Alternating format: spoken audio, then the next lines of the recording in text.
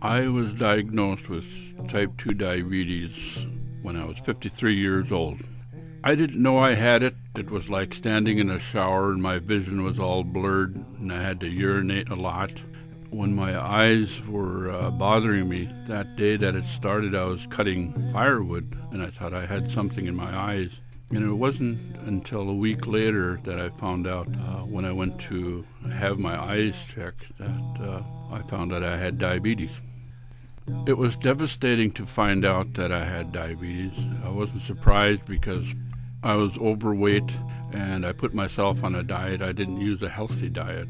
I figure a sandwich a day and drinking fruit juice and not eating right, that I was doing good losing weight, but I pushed it over the edge with drinking fruit juice instead of eating the right food. And I didn't feel good about it at all when I found out I had diabetes. It felt like when they told me that I had diabetes that this is the end of a good life that I knew, that I lived when I was healthy. I loved the outdoors, I loved working, I loved traveling and being carefree and not having to worry about anything. And then when this is laid on you, your whole lifestyle changes. It's not just obese people that have diabetes. We're having young people that are slim developing diabetes because of their eating habits. They're eating too much junk food. They're eating too much fast food. They're not getting enough exercise. It worries me a lot when I see that the kids aren't getting enough right food to eat and not enough exercise. I believe it started way back and with my uncle.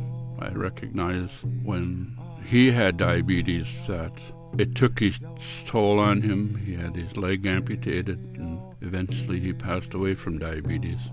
My lifestyle is like a roller coaster. On some days when I'm home, I can eat my traditional food, which is healthy, and I can go out and do some fishing or hunting, and I feel better about eating my own food, a traditional subsistence lifestyle. And on the downside is I do a lot of traveling and I'm constantly eating out of restaurants, and that's my shortcoming. My shortfall is when eating in a restaurant and eating foods that probably aren't good for me, but that's the way I am. And it takes people like Georgie to tell me you better start taking care of yourself and eating the right healthy food.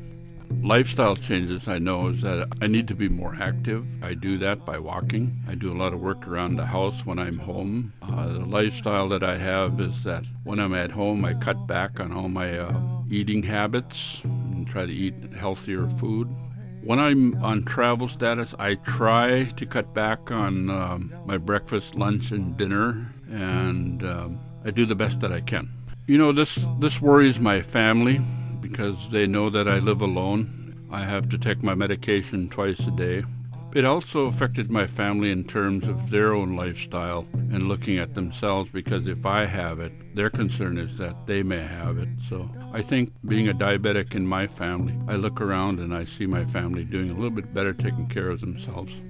To me, as a tribal leader in my community, I can see some good response. Our people are trying to improve their lifestyle. I think we need to do more by encouraging our youth and encouraging our people that have diabetes to take better care of themselves and watching their diets and checking their feet and exercising. And it concerns me that we're the lowest on the totem pole for diabetes in the state of Alaska and in our community, but we're the most aggressive in terms of getting diabetes. But, you know, to me, being a diabetic and talking to other people to take better care of themselves is really critically important, and taking care of their health. I serve as the chair for the Alaska Native Health Board, and this committee was set up by the IHS director, and I was appointed by the Alaska Native Health Board, and National Representative Sally Smith from Bristol Bray submitted my name.